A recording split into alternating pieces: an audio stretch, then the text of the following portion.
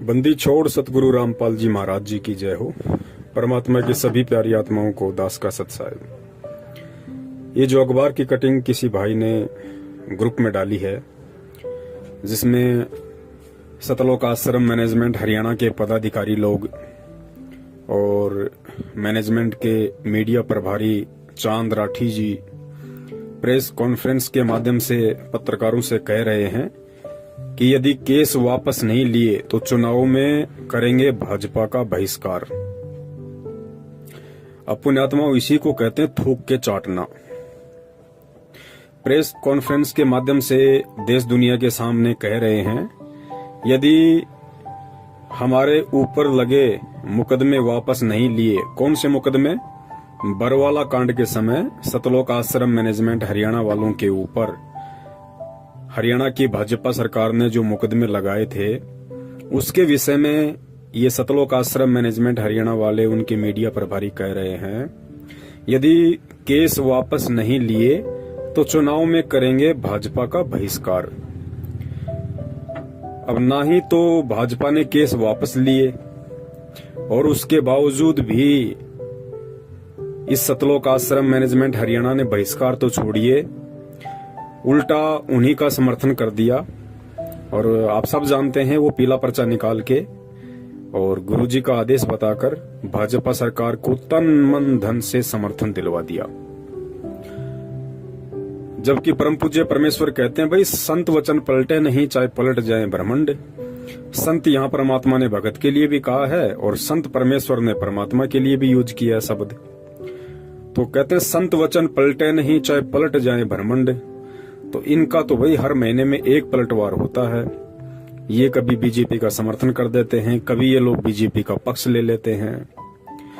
अभी बहुत सारे भगत भाई बहनों के मन में ये सवाल चल रहा होगा कि भाई आज से पहले इन सतलोक आश्रम मैनेजमेंट हरियाणा वालों ने, जहां इन्हें लगा कि यहाँ हमारा स्वार्थ है, यहाँ हमारा मनोरथ पूरा हो सकता है, इन लोगों ने बिना आगा पीछा देखे उन लोगों का समर्थन कर दिया। जैसे हरियाणा में आरक्षण को लेके जो आग लगी हुई थी, उस आग में इन्होंने गुरुजी का आदेश बता के भक्तों को कुदा दिया। राजस्थान में एक गैंगस्टर था आनंदपाल सिंह, जो अभी तो मर चुका है पुलिस एनकाउंटर में। उसकी सीबीआई जांच के लिए अपने राजनीतिक स्वार्थों को लेकर करणी सेना के कुछ लोग उसकी सीबीआई जांच का समर्थन कर रहे थे। तो देखिए, भगत होके, और वो भी कबीर भगत होके, और एक गुंडे की सीबीआई का जांच सतलोक आश्रम मैनेजमेंट हरियाणा ने संगत से करवा दिया, मूर्ख संगत से, और लाखों का दान भी उन लोगों को दे दिया। आज मेरे में एक रैली की थी इन लोगों ने, राजपूतों ने। तो उस राजपूतों की सभा में जो एक गैंगस्टर के समर्थन में थी और भगत होकर सतलोक आश्रम मैनेजमेंट हरियाणा ने हजारों की संख्या में भगत भाई बहनों को उस रैली में शामिल करवा दिया, नारे लगवाए, और सबके सामने वहां एक जोधपुर से कोई एलडी है, उसने 5 लाख रुपए का चेक भी दिया। उसके बाद और भी बहुत सारे धरने प्रदर्शन हुए और सतलोक आश्रम मैनेजमेंट हरियाणा वालों ने उन सभी धरनों में बेचारी भोली संगत को गुरुजी का आदेश बता के शामिल करवाया। तो अब बहुत सारे भगत भाई बहनों के मन में ये शंका उठ रही होगी कि भाई अभी जो किसान आंदोलन चल रहा है, जो वर्ल्ड वाइड हो चुका है, विश्वव्यापी बन चुका है, हर देश की सरकारों की नजर इस किसान आंदोलन के ऊपर है कि सरकार झुकेगी या किसान हटेंगे। इतना बड़ा आंदोलन, और किसान बेचारे अपने हक की लड़ाई लड़ रहे हैं, कोई राजनीति नहीं इसके अंदर। उसके बावजूद भी इन काल एजेंट सतलोक आश्रम मैनेजमेंट हरियाणा वालों ने किसानों का समर्थन क्यों नहीं किया? इसके पीछे एक बहुत बड़ा रीजन है पुण्यात्मा। समझदार भगत भाई बहन समझ जाएंगे, और जिनकी बुद्धि में कचरा भरा हुआ है वो नहीं समझेंगे। देखिए, सबसे पहला रीजन तो ये है भाजपा सरकार के खिलाफ ना बोलने का इन लोगों के द्वारा। पहला रीजन तो ये है कि आपने देखा होगा, हाल ही कुछ दिनों पहले इन्होंने एक पीला पर्चा निकाला था, जिसमें बिहार और हरियाणा में जो चुनाव थे उन चुनावों में इन लोगों ने उस पीले पर्चे के माध्यम से संगत को यह आदेश दिया था कि गुरुजी का आदेश है, हमने बीजेपी का बिहार में और हरियाणा में जो चुनाव है तन मन धन से समर्थन करना है और अपने आसपास के यार मित्र रिश्तेदारों को भी कन्विंस करना है कि आप बीजेपी को वोट डालिए, क्योंकि बीजेपी की विचारधारा और संत रामपाल जी महाराज जी की विचारधारा मेल खाती है। ये देश दुनिया को आगे बढ़ाने की विचारधारा। ऐसा कह के इन्होंने बेचारी भोली संगत से वोट भी डलवाई और सपोर्ट भी करवाया। अब कोई भी आदमी है, आप देख लीजिए, आजकल तो दुनिया में अगर कोई वोट भी डालता है तो या तो वो पैसे लेता है या फिर उसको दारू का पौवा चाहिए 90% लोगों को, या जरूर उसका उस पार्टी से कोई राजनीतिक स्वार्थ होता है, वरना आजकल लोग वोट भी नहीं डालते। तो सबसे पहला रीजन तो ये था कि बीजेपी सरकार को मूर्ख बनाते हुए इस सतलोक आश्रम मैनेजमेंट हरियाणा ने ये कह के कि संत रामपाल जी महाराज जी के 3 करोड़ शिष्य हैं, जबकि ये गलत है। 15 लाख से ऊपर शिष्य संत रामपाल जी महाराज जी के वर्तमान में पूरे विश्व में नहीं है, 15 लाख से ऊपर नहीं है। तो ये तो झूठ के शहंशाह लोग हैं। इनको तो बीजेपी से मोटा पैसा चाहिए था करोड़ों में, और वे सरकारें तो देती है पैसा, उनको तो जीतने से मतलब है, वोट से मतलब है। तो बीजेपी सरकार ने इनको करोड़ों रुपया दिया ये सोच के कि संत रामपाल जी महाराज जी के जितने भी वोट हैं वो सब हमारे पाड़े में आ जाएंगे। तो पहला रीजन तो ये कि ये लोग कुछ ही महीने पहले बीजेपी सरकार से करोड़ों रुपया डकार चुके हैं एक एग्रीमेंट के तहत। तो अब ये बीजेपी का विरोध कर नहीं सकते, ये इनकी मजबूरी है। अगर करेंगे तो बीजेपी का डंडा तैयार है। दूसरा सबसे बड़ा रीजन ये है कि साल भर पहले, आप सब लोगों को पता है, सतलोक आश्रम मैनेजमेंट हरियाणा ने एक जज हैं देशराज चालिया, जिनका मुकदमा सतगुरुदेव जी का मुकदमा जिनके अंडर में था, विचाराधीन था। तो इन लोगों ने क्या किया, उस देशराज चालिया को भड़काने के लिए सरासर अन्याय नामक एक पुस्तक निकाली थी, और उस पुस्तक का इन्होंने कोर्ट में प्रचार करवाया, बाहर भक्तों के माध्यम से प्रचार करवा दिया। तो उस जज देशराज चालिया ने उस पुस्तक के ऊपर एक्शन ले लिया, और उस पुस्तक में जितने भी लोगों के नाम और पते लिखे हुए थे उन सभी के ऊपर उसने हाई कोर्ट में मुकदमा ठोक दिया। ये बात संगत को नहीं पता है ज्यादातर। तो जज देशराज चालिया जी ने सरासर अन्याय नामक पुस्तक के खिलाफ उसमें जितने भी लोगों के नाम पते और एड्रेस थे उन सभी के खिलाफ मुकदमा ठोक दिया। सभी लोगों को तारीख पे जाना पड़ा, और तारीख पे इन लोगों ने उस जज के पैर पकड़े, हाथ जोड़े, अपनी गलती मानी कि साहब हमने आपके खिलाफ गलत लिखा, ये हमारी गलती थी।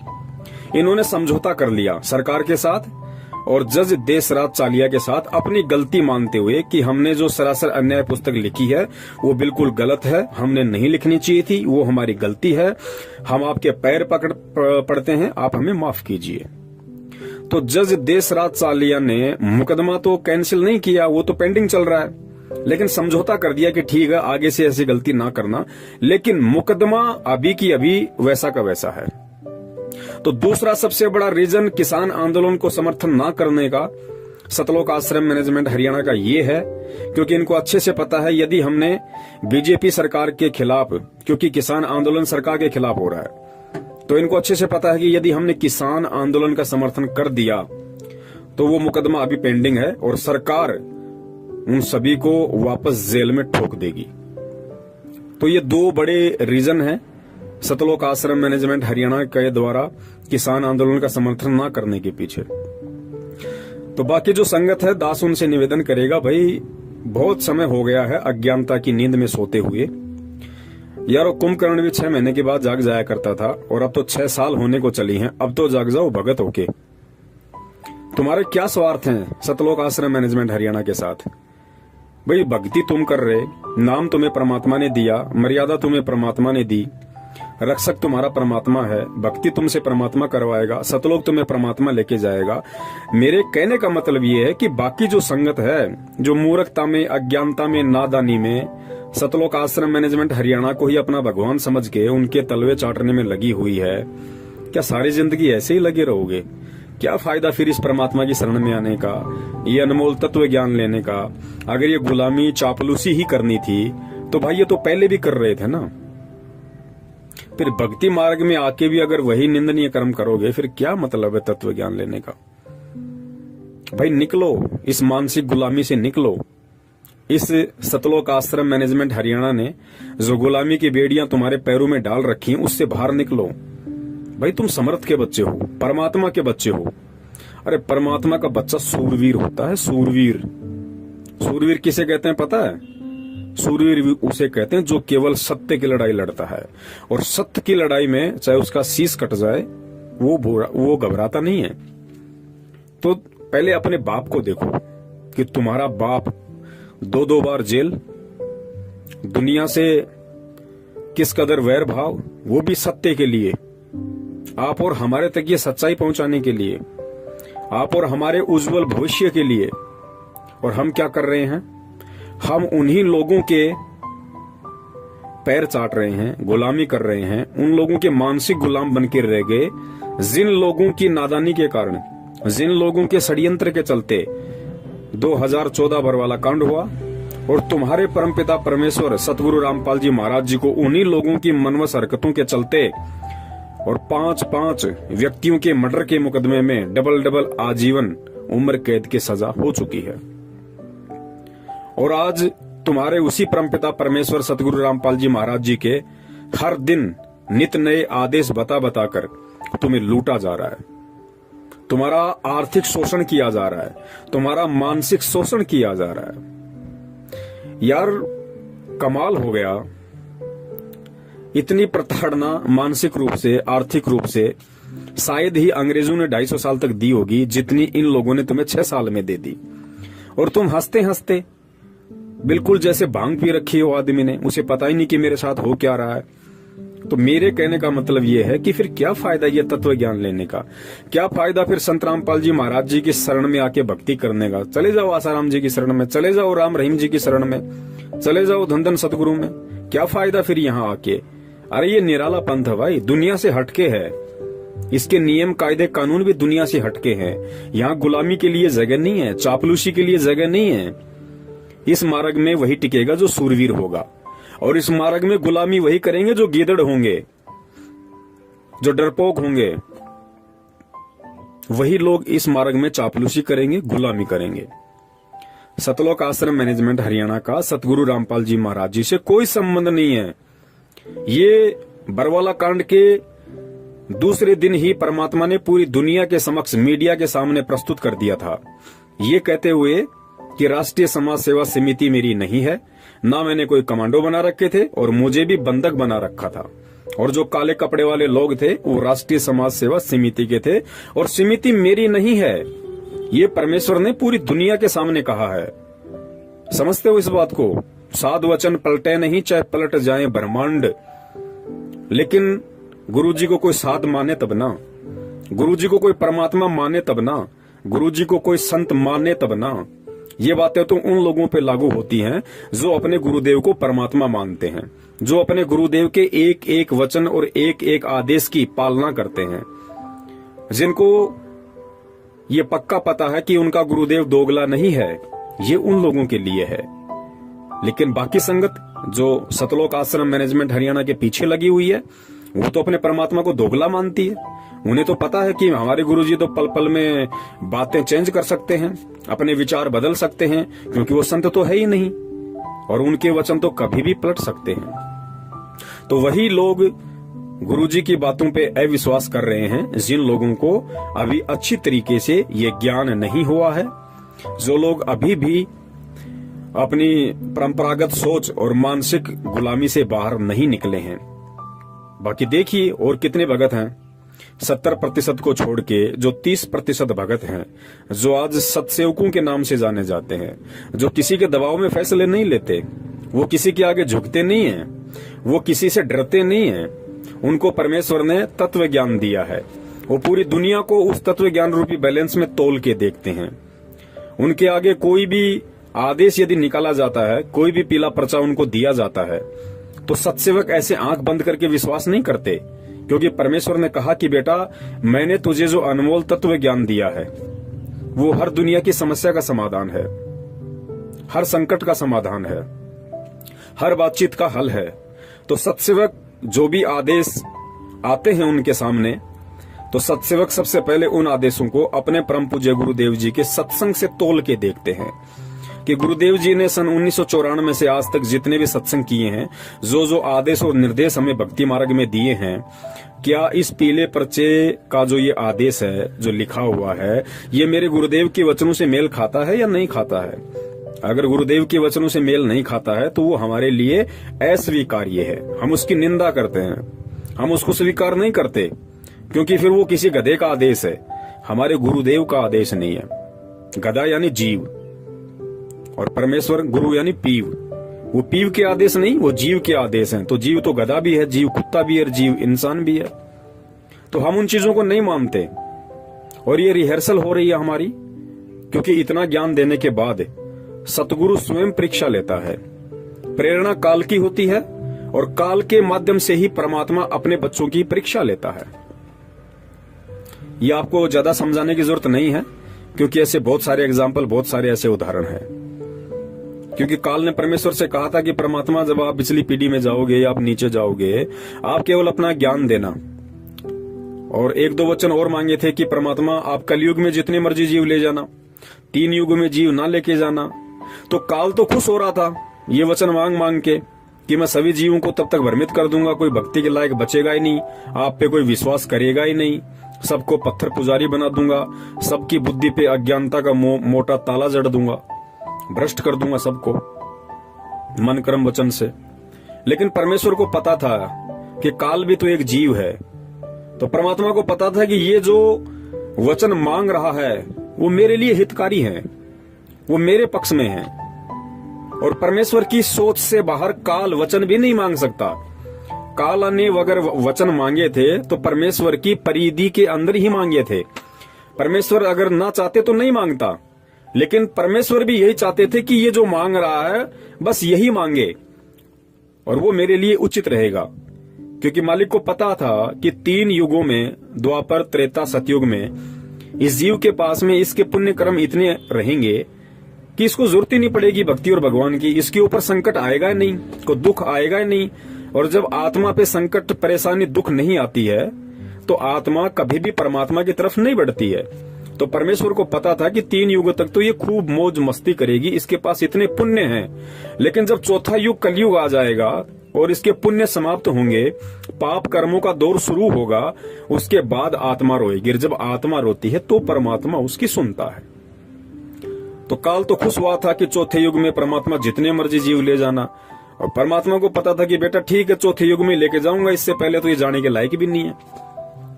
तो ठीक इसी प्रकार पुण्यात्माओं, वर्तमान में जो घटनाएं घट रही हैं, सतलोक आश्रम मैनेजमेंट हरियाणा के माध्यम से जितने भी मनवस तानाशाही फरमान संगत के सामने पेश किए जा रहे हैं और गुरुजी के आदेशों का जुमला पहना के संगत से उनकी पालना करवाई जा रही है, संगत का भक्ति धन बर्बाद करवाया जा रहा है, श्वासें और समय बर्बाद करवाया जा रहा है, ये सारे के सारे कुक्रम काल प्रेरणा से ये सतलोक आश्रम मैनेजमेंट हरियाणा वाले कर रहे हैं। क्योंकि काल चाहता है कि किसी भी तरह से वर्तमान समय में, चूंकि ये वर्तमान समय ही मोक्ष का समय है, ये पिछली पीढ़ी ही भक्ति मार्ग है, मोक्ष मार्ग है, और इसी समय काल साम दाम दंड भेद हर वो नीति अपनाएगा जीव को भ्रष्ट करने की, गुरु शरण गुरु मर्यादा से दूर करने की। तो वो काम वो कर रहा है और परमात्मा चुपचाप देख रहा है कि भाई मैंने भी तो सन 1994 से ये ज्ञान देना शुरू किया था, सारा भक्ति विधान बता दिया, सब कुछ मैंने इन बच्चों को बता दिया है, अब बाकी क्या रह गया। तो परमात्मा भी देख रहा है कि जो मेरा होगा, वास्तव में जो मेरा होगा, मेरा हंस होगा, मेरा भगत होगा, मेरा बच्चा होगा, वो तो मेरे ज्ञान को आधार बना के, और मेरी एक वाणी है कि कहे कबीर सोए जन मेरा, जो नीर खीर का करे निबेरा, कि जो मेरा हंस होगा, जो मेरा भगत होगा, वो गलत और सही इन दोनों को देख के, सोच के, समझ के, पढ़ के और निर्णय कर लेगा कि मुझे मेरे पिताजी ने क्या ज्ञान दिया है, मुझे मेरे पिताजी ने सामाजिक तौर पे और आध्यात्मिक तौर पे किस तरीके से चलने के लिए मुझे निर्देशित किया है। तो जो भगत होगा परमात्मा का, वो तो तुरंत फैसला कर लेगा अपना कि कौन सा तो दूध है, कौन सा पानी है, क्या मेरे लायक है और क्या मेरे लायक नहीं है। और परमात्मा लाखों को यदि नाम दीक्षा देते हैं तो लाखों पार नहीं होते। लाखों परमेश्वर के भगत कहलाने के, हंस कहलाने के लायक नहीं बनते। उनमें से कुछ प्रतिशत होते हैं जो परमेश्वर के हंस होते हैं, जिनके लिए परमात्मा यहाँ आते हैं, इस गंदे लोक में ऐसे दुख उठाते हैं, ऐसी परिस्थितियों में ज्ञान प्रचार करते हैं, अपने बच्चों तक अपना संदेशा पहुंचाते हैं। तो वो कुछ प्रतिशत जो बच्चे हैं परमात्मा के, वो इन विषम परिस्थितियों में, इस धर्म संकट की परिस्थिति में वो ये चूज कर लेते हैं कि मुझे गुरुदेव ने क्या समझाया था और आज मुझे उनके तत्व ज्ञान को आधार बना के क्या निर्णय करना है। क्योंकि देखिए, हम स्कूल में बच्चा भेजते हैं और इस स्कूल में हजारों की संख्या में बच्चे पढ़ते हैं, तो क्या सभी बच्चे पास होते हैं? कोई मेरिट आता है, कोई फर्स्ट आता है, कोई सेकंड, कोई थर्ड, कोई सप्लीमेंट्री, कोई कप्लीमेंट्री, कोई बिल्कुल फेल हो जाता है, कोई बीच में छोड़ के भाग जाता है। होता कि नहीं होता? ठीक इसी प्रकार ये आध्यात्मिक मार्ग है। गुरुदेव हमारे शिक्षक हैं, हम स्टूडेंट हैं, और जो ये आध्यात्मिक क्षेत्र है ये हमारा स्कूल है, हमारा कैंपस है। तो ठीक यही स्थिति यहाँ लागू होती है। गुरुदेव की यदि लाखों की संख्या में स्टूडेंट बन गए तो सभी लोग भक्ति के लायक नहीं होते। बहुत सारे लोग ऐसे होते हैं जिनको परमात्मा नई भक्ति की कलम चढ़ाते हैं, उनके अंतःकरण में प्रथम बार भक्ति का बीज डालते हैं। कुछ ऐसे होते हैं जो काफी समय से परमेश्वर की शरण में रहते आ रहे हैं। कुछ ऐसे होते हैं जो युगन युगन के माल हैं परमात्मा के, कि साधु सेती मस्करी चोरा नाल खुशहाल मल अखाड़ा जीतेंगे, युगो युगों के माल। युगो युगों के माल यानी परमात्मा के भक्ति पहलवान, भक्ति रेसलर, जो अनंत युगों से परमेश्वर की भक्ति करते आ रहे हैं। तो वो मेरिट भी आ जाएंगे, वो फर्स्ट भी आ जाएंगे और तुरंत उनकी नौकरी लगेगी, सतलोक जाएंगे। तो पुण्यात्माओं, अब आगे जो छोटा सा सत्संग है जिसमें निष्कर्ष दे रहे हैं परमपिता परमेश्वर जी, ये कहते हुए कि परमात्मा ने अपना विधान बना के छोड़ रखा है। परमेश्वर ने अपना विधान बना के छोड़ रखा है। उदाहरण दिया परमात्मा ने कि जैसे मां के पेट में बच्चा उत्पन्न होता है, तो परमात्मा ने कोई फैक्ट्री नहीं लगा रखी अंदर कि वो फैक्ट्री बच्चा बना रही है। परमात्मा ने कहा कि मालिक ने आदेश दे दिया, परमेश्वर ने ये आदेश दिया कि ऐसा होगा, उसके बाद ऐसा होगा, फिर बच्चा बनेगा और इतने समय बाद वो मां के गर्भ से बाहर आएगा। तो परमेश्वर के आदेश से वो सारे काम हो रहे हैं। उसके बाद परमात्मा ने बीजदार फल बनाए, वृक्ष बनाए, अन्य बहुत सारी चीजें बनाई और परमात्मा ने एक आदेश पारित कर दिया। जैसा कि सत्संग में गुरुदेव कह रहे हैं कि जैसे त्योरू का बीज होता, त्योरू जिसको तुर्रई भी बोलते हैं, जिसकी सब्जी बनती है। तो परमात्मा ने कहा कि देखो एक छोटा सा बीज वो जमीन में डाल दिया, जमीन में डालते फिर वो अंकुरित होता है, पौधा बनता है, आगे बढ़ता है, बेल लगती है, फल, उसके फूल लगते हैं, फिर उसके फल लगते हैं, फिर इतनी लंबी वो त्योरू लग जाती है उसके, लगभग 1.5-2 फुट की। तो परमेश्वर ने बताया कि परमात्मा उसके पास नहीं बैठा कि लो आज मैंने जमीन में डाल दिया, 2 दिन बाद ये अंकुर फूटेगा, फिर ऐसा होगा, फिर ऐसा होगा। नहीं, गुरुदेव ने बताया कि परमेश्वर ने एक विधान बना के छोड़ दिया कि ऐसा होगा, उसके बाद ऐसा होगा, फिर ऐसा होगा, फिर इसके फल लगेगा। तो परमेश्वर ने वो अपना विधान बना के छोड़ दिया। अब उस विधान के अकॉर्डिंग वो सारे काम होंगे। जो जैसा करेगा वैसा वो पाएगा। परमात्मा ये नहीं देखती कि ये अच्छा कर्म कर रहा है या ये भगत बुरा कर्म कर रहा है। परमात्मा नहीं देखेगा इस चीज को। परमात्मा ने तो एक विधान बना के छोड़ दिया कि मेरा विधान ये है, जो ऐसा करेगा वो ऐसा फल प्राप्त करेगा अंत में, और जो ऐसा करेगा वो ऐसा फल प्राप्त करेगा अंत में। और सारे लेखे जोखे के लिए परमात्मा ने इसी मानव शरीर के अंदर एक गुप्त यंत्र बना दिया जिसको चित्रगुप्त कहते हैं। एक ऐसा चिप लगा दिया सूक्ष्म रूप वाला जो दिखाई नहीं देता, जिसको चित्रगुप्त कहते हैं। चित्र यानी चित्र, जो भी घटना घट रही है चित्र, और गुप्त यानी गुप्त रूप से जो दिखाई ना दे। तो हम जो भी मन वचन कर्म से जो भी हम क्रिया करते हैं, गुरुदेव ने बताया कि रोजाना उसका एक फैक्स परमात्मा के दरबार में जाता है और तुम्हारा एक विधान बन रहा है कि तुम क्या कर रहे हो और क्या नहीं कर रहे हो। और भक्ति मार्ग में आने के बाद, सतगुरु की शरण में आने के बाद, जो अनजान व्यक्ति हैं जगत वाले, उनसे भी ज्यादा अगर गलत काम करोगे तो तुम दोषी होगे परमात्मा के। जिस प्रकार गुरुदेव ने बताया कि एक छोटा बच्चा होता है और छोटा बच्चा यदि लैट्रिन खा ले, गोबर खा ले, तो माता पिता उससे नाराज नहीं होते, माता पिता दुखी नहीं होते। माता पिता को पता है कि अब ये नादान है, नासमझ है, बालक बुद्धि है, तो परमात्मा माता पिता उसको दूर करते हैं वहां से तुरंत। कुछ नुकसान हो जाता है तो डॉक्टर को भी दिखाते हैं, उससे नाराज नहीं होते। लेकिन वही लैट्रिन और गोबर यदि वो बच्चा 15 साल का होने के बाद खाए तो माता पिता उसको थप्पड़ मारेंगे। क्यों?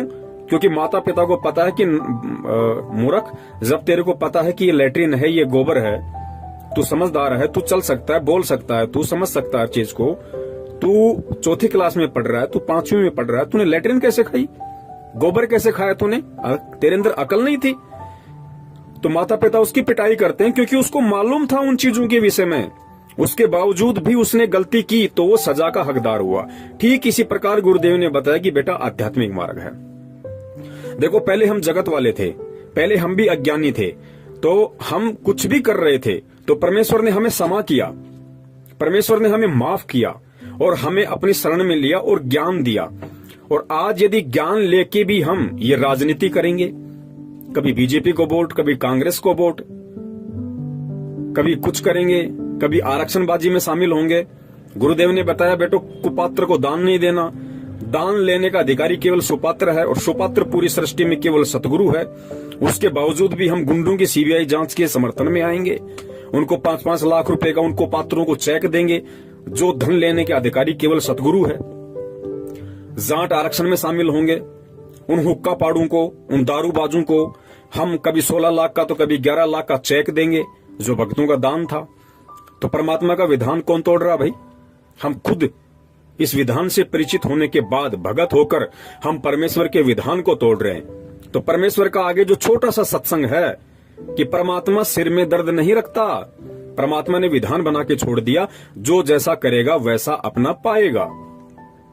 तो इस सत्संग को आप सुनिए, और सत्संग को सुनने के बाद यदि इस संगत में कोई परमेश्वर की ज्ञानी आत्मा है जो विचार कर सकती है, मंथन करना जानती है, गुरुदेव के ज्ञान को आधार बना के जो आगे बढ़ रही है, जिसका मकसद केवल भक्ति करके सतलोक जाने का है, वो पुण्य आत्माएं इस सारी वार्तालाप को मद्देनजर रखते हुए और सतगुरुदेव जी के इस 2 मिनट के सत्संग को, जिसमें परमात्मा ने विशेष तौर से कहा है कि परमेश्वर ने यहाँ हर चीज का एक विधान बना के छोड़ दिया और परमात्मा सिर में दर्द नहीं रखता।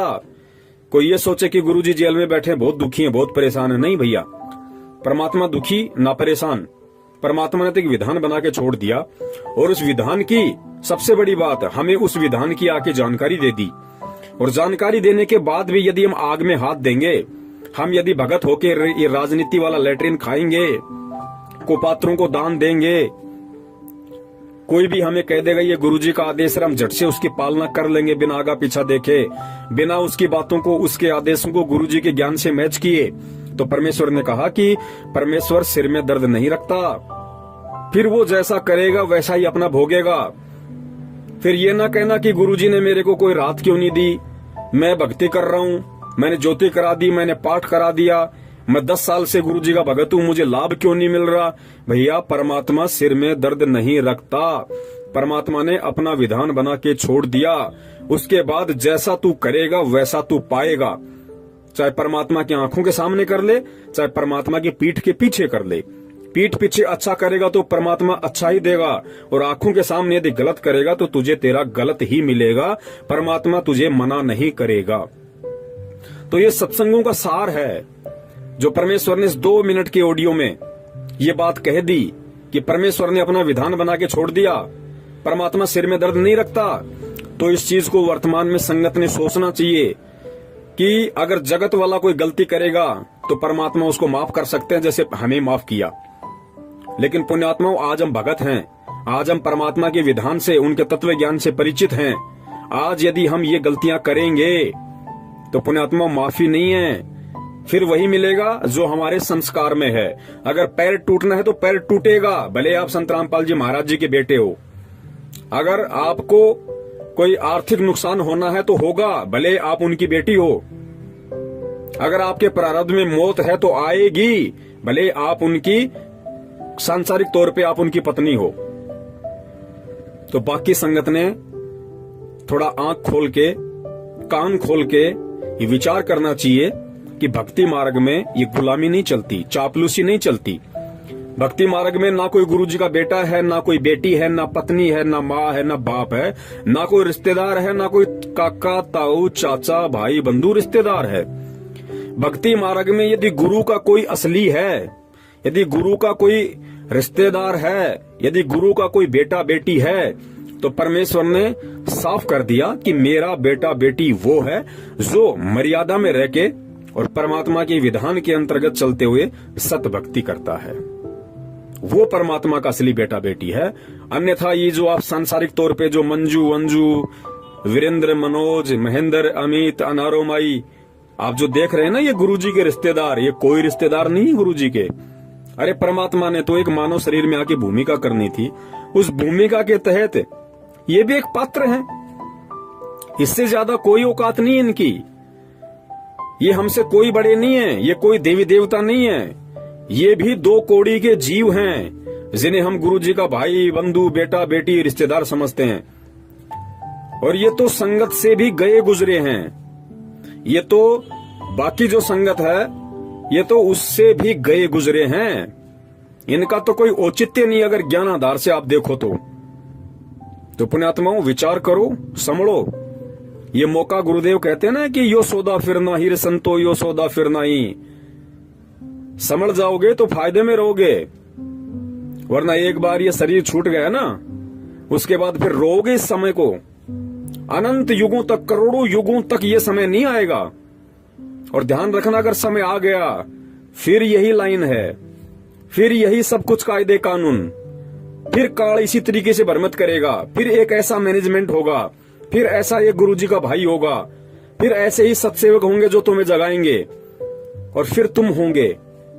और निर्भर करेगा उस समय तुम्हारे संस्कारों पे कि आज की तरह तुम जागोगे या नहीं जागोगे, या फिर ठोकर खाकर करोड़ों युग तक गधे कुत्ते सुअर बनते हुए फिर उस समय का इंतजार करोगे।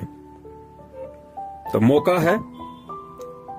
और गलतियां यदि आपने कर दी आज से पहले तो परमेश्वर से क्षमा याचना करो, और अगर नहीं हुई है तो बहुत अच्छी बात है, आगे विशेष ध्यान रखो।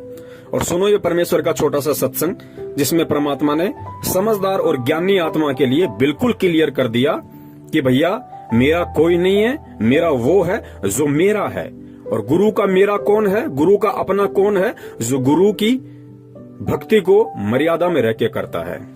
तो समझिए परमात्मा के विधान को। और पुण्यात्माओं, बचो इन काल एजेंट सतलोक आश्रम मैनेजमेंट हरियाणा वालों से। बचाओ अपनी भक्ति धन को, अपने समय को, अपनी समासों को। सत साहिब, जय हो बंदी छोड़ की।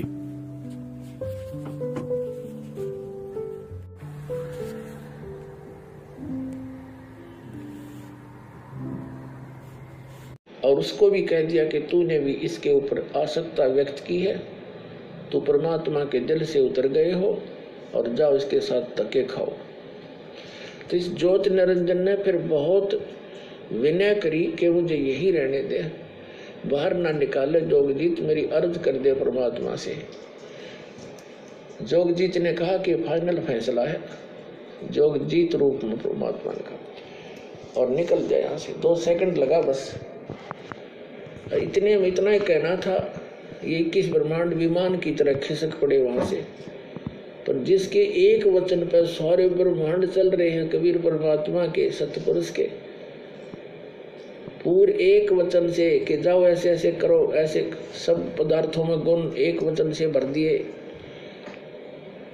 और वो अपनी क्रिया उस परमात्मा के वचन से कर रहे हैं।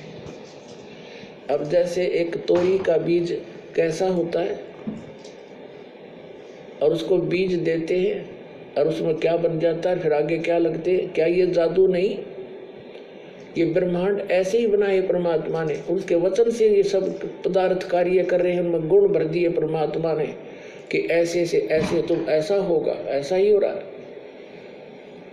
हमारा माँ के पेट में शरीर बनता है, एक पानी की बूंद तो है, अंदर फैक्ट्री लगा रखी है, उस मालिक का आदेश ऐसे होगा। अरे देखो क्या बने हैं, कैसे सुंदर, कितने कितने मोड़, कहाँ कहाँ इसमें हार्ड न्यारे, चाम अलग से, रक्त अलग से, सब मलमूत्र की कोथड़ी न्यारी न्यारी। कोई ये बना के दिखाओ साइंस वाले किसी मटेरियल से, ऐसे उस परमात्मा का ही मटेरियल है, उससे ये अनुसंधान कर लेते हैं। और भूल जाते हैं भगवान को। तो सब गुण उसी के दिए हुए हैं, उनका आदेश है ऐसे ऐसे होगा, इसके बाद ऐसे होगा, वो ही हो रहा है। अब परमात्मा ने सारा कुछ बनाकर शर में दर्द नहीं रखा, विधान बना दिया, ऐसा करेगा उसको ऐसा होगा, ऐसा करेगा उसको ऐसा फल मिलेगा, इस बीज से ये होगा, इसमें ये गुण है, सभी पदार्थ बनाकर भेज दिए। और फिर विधान बना दिया कि ये मंत्र जाप करोगे तो इस तरह लाभ होगा, ये आपकी आपत्तियां टल जाएंगी। तो उस विधान से हम परिचित नहीं थे, जिस कारण से हम दुख पा रहे थे। अब वो विधान इस दास को बता दिया परमात्मा ने और सरियाम कर्ण का आदेश दे दिया।